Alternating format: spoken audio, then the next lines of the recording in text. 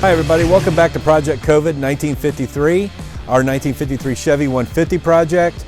I'll give you an update on the engine. Since I decided to go ahead and convert to power steering, of course that changed things as far as bracketry goes on the front of the engine because I have to have a power steering pump.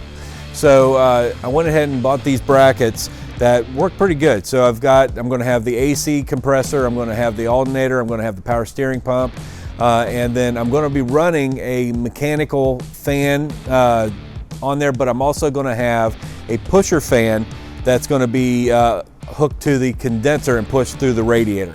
I'll have it set up so it kicks on when it needs to, if it gets too hot in temperature or when the AC comes on. So that's at a later date. But letting you know what I did, the brackets are ready. I'll have to get belts, but everything is looking pretty good.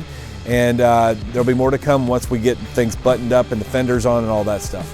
But just a quick update, let you check it out, and I will be sharing more pretty soon. Talk to you soon.